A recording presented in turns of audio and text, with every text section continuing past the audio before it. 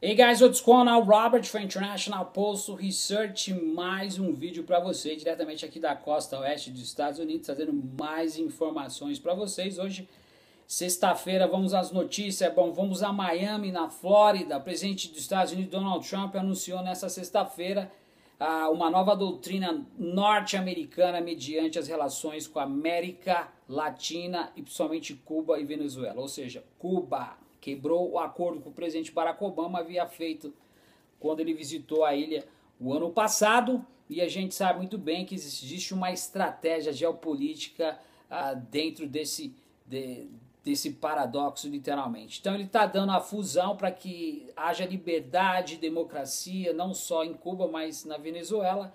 E quando a gente coloca essa palavra democracia dentro desse paradoxo da elite dominante, a gente pensa em intervenção, literalmente. Ou seja, é aquilo que vai ser feito de agora para frente dentro do schedule para poder fazer com que as coisas se encaixem, fazer uma atualização do que está acontecendo no mundo através da nova ordem mundial. Diga-se de passagem, a gente sabe muito bem que Donald Trump ele não está aí para perder literalmente. Ou seja, a gente sabe que muitos dos cubanos em Miami, na Flórida, votaram a favor de Donald Trump, que a maioria é republicana, e a gente está vendo aí que ele está tentando retribuir, claro, com estratégia geopolítica para poder realmente colocar a elite dominante. Ou seja, Donald Trump ele não age sozinho, como a gente já havia comentado para você. Então, a ideia dos Estados Unidos é de tentar trazer uma garantia de liberdade como Cuba e Venezuela. A gente sabe que esse discurso dos Estados Unidos geralmente é uma justificação para intervenções que propriamente dito poderá acontecer no futuro. A gente sabe do que está acontecendo na Venezuela. Michel Temer no Brasil abriu as portas, ele que é informante da CIA, traidor da pátria, ele trocou favores de algo secreto do Brasil para Washington. Ele, como é um traidor da pátria, pelo incrível que pareça, está aí por causa dos brasileiros, porque o povo que ama o Brasil não deixaria as coisas acontecer dessa forma, literalmente. Então, os Estados Unidos está por detrás do golpe, o Washington, não estou falando da população, mas sim, a gente sabe que a elite globalista está por detrás para poder destabilizar. A bola da vez agora não é mais o Oriente Médio, eles estão tentando desvincular. E a pergunta que eu deixo no ar, por que Trump ainda não atacou a Coreia do Norte? Por quê? A gente sabe que a Coreia do Norte, quem toma conta é a China, e a antiga União Soviética, que é a Rússia. Do outro lado, a Coreia do Sul é o Reino Unido e os Estados Unidos. Mas por que isso não aconteceu? Porque a Coreia só não tem petróleo e não tem gás, só tem carvão. O que ele vai fazer com o carvão, então? Então, já expliquei para você sobre o paralelo 38, sobre a guerra que teve, que morreu mais de 2 milhões de norte-coreanos naquele confronto de 1952, que gerou 3 anos de guerra até 53. Então, a América Latina, apesar de ter vários, é rica em recursos naturais, então eles vão transferir as responsabilidades para exercícios militares. Então, Michel Temer abriu as portas para o governo, aliás, o governo brasileiro com Michel Temer abriu as portas para o exército americano fazer treinamento na Amazônia, pontos estratégicos entre o Peru, que os Estados Unidos tem uma base ali próximo, e junto à Venezuela, que com certeza eles vão intervir, vão invadir para poder destabilizar o país. Sem falar no Brasil, porque a gente sabe que a América do Sul, principalmente o Brasil, tem 20% de água potável, e o pré-sal que foi descoberto o ano passado e é um dos protagonistas juntamente com a Operação Lava Jato, para ser entregue. Então a função do Serra e do Pedro Parante, que é um safado, ex-ministro de Fernando Henrique Cardoso, como já falei em outros vídeos, o ministro do apagão, a função dele é fatiar, é vender e entregar para o capital estrangeiro. Essa é a função dele e do Serra. O Serra saiu agora de cena porque é um dos mais corruptos e os que mais tem dinheiro. E a segunda pergunta que eu deixo no ar para vocês aí, por que o seu Sérgio Moro não vai investigar Padilha? Michel Temer foi agora absolvido por seu Gilmar Mendes, o boca de palhaço, o Joker.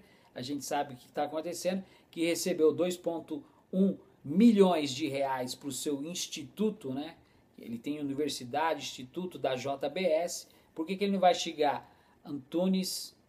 Por que ele não vai investigar o Aloysio, Romero Jucá, Padilha, Moraes, que faz parte do PCC junto com o Geraldo Alckmin. Abafaram tudo, a corrupção da merenda com o Geraldo Alckmin, paga 100 milhões para a revista Veja, tampar o sol com a peneira todos os anos, faz parte do PCC e tá com a chuvada aí com o João Dória, que a gente vai fazer um vídeo daqui a pouquinho explicando aí, ele que se ajoelhou perante a Temer para poder se encaixar. A almofadinha safada, está envolvendo os papéis de Palamares, na Prolink, aí a corrupção da Embratur na época de José Sarney, enfim, tá todo mundo aí compatuado, até o velho José Sarney, essa grande raposa, tá aí, ó, tentando, estão arquivando literalmente. Bom, essa é a jogada do TSE e essa é a jogada de Donald Trump.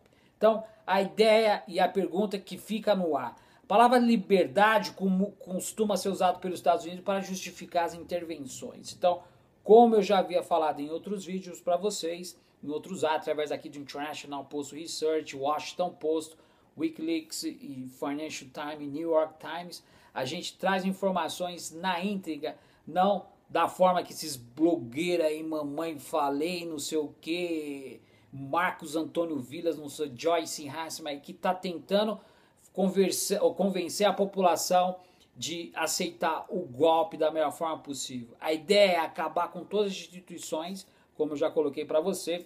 A gente sabe que o Brasil está quebrado, a gente está vendo aí que o Brasil não vai conseguir seguir à frente, e a gente, dentro dessa estratégia geopolítica, o Brasil não tem como se safar, principalmente nesse ano de 2017. Ou seja, o déficit primário, como a gente já havia comentado para vocês, faz parte de uma fusão dentro da corrupção que está inserida na dívida, e ninguém questiona isso, o rentismo que a gente já colocou em pauta, e essa é a ideia do consenso de Washington. A gente tem aí um ministro que está aí na Fazenda, o Henrique Meirelles, que sempre comandou o Banco de Boston, Wall Street aqui perto, aqui em Nova York, mas literalmente ele está a serviço, é cidadão americano e brasileiro como eu, está a serviço do consenso de Washington, do IMF, que é o Fundo Monetário Internacional.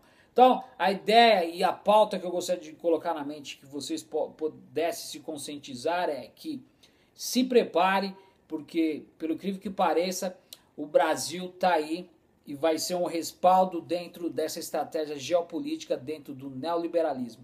Quem abriu as portas para isso, entregou para a elite dominante, foi nada mais, nada menos que Fernando Henrique Cardoso, que se vendeu para o CFR, como já falei para vocês, Conselho Federation Relation. Então, os Estados Unidos foi um dos co-patrocinadores, juntamente com George Soros e a família Cortes, que ajudou nessa balela, ou seja, para poder esticar o tapete para Michel Temer apunhalar pelas costas, junto com Aécio em 2014, que perdeu as eleições. Se ganhasse, a trazer Emílio Fraga, que faz parte da elite dominante. Então, vai se dar andamento, vai se dar continuidade ao Conselho de Washington. Quem não cumpre as regras do IMF, Fundo Monetário Internacional, eles vêm e destabilizam. Então, Temer no poder, os Estados Unidos ganham o direito de realizar, exercitar exercícios militares na Amazônia, e isso significa uma ameaça da soberania nacional, fazer o que ele está fazendo. Diga de passagem, realmente quem saiu para bater panela, a gente viu aí, agora aí tá acuado e não sabe o que fazer. Fique ligado, a gente vai trazer mais informações para você. Robert for International Post Research, a gente se vê no próximo vídeo. Até mais!